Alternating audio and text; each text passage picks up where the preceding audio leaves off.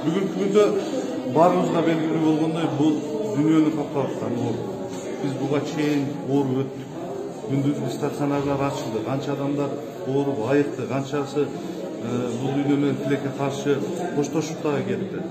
Ошондуктан бүгүнкү күндө бул оорунун кайрадан катталуусу акыркы bir 10 gün 15 күндө биздин республика боюнча катталып атат.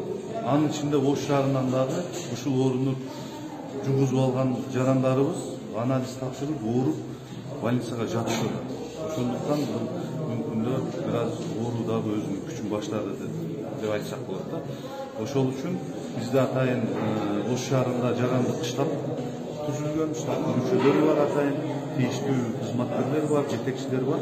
Ошолор менен бүгүн биз дагы ооруга байланыштуу чукул штаб уюштурдук. Биз мындан ары кандай дагы иштерди жасашыбыз керек.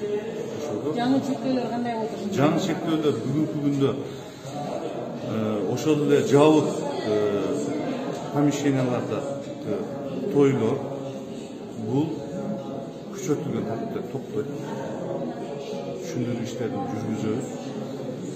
Базарлар боюнча дагы адамдардын социалдык аралыкты сактап жүрүүсүн дагы элге түшүндүрүү иштерин баштайлык деп бүгүнкү күндө бул кайрадан штаб өзүнүн ишин баштады. Буга чейин эле штаб өзүнчө иштеп аткан, бирок кайсы бир деңгээлде бул кырдаал басаңдаганына байланыштуу бир аз мындай болгон да.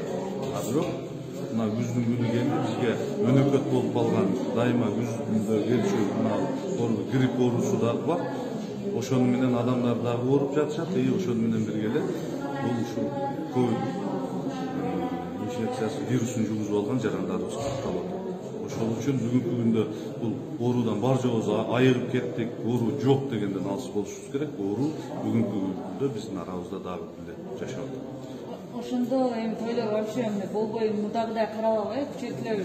Эми күчөтүлөт. Буйруса күчөтүлөт. Бул эми баарына туура түшүнүш керек. Ар бир кафе ресторандар жабылат деген милдеттүү ошондойбу? Кафе ресторандар бүгүнкү күндө 12ге чейин иштеп атат. Бул республикалык чечимге ылайык иштеп келген. Биз ошол боюнча эле калтырдык азырынча калтырдык. Ошондуктан ошол жерде дагы социалдык аралыктарды сактоо сөзсүз түрдө болуш керек да. Ошол тартипти кайра ошондой боюнча кылабыз.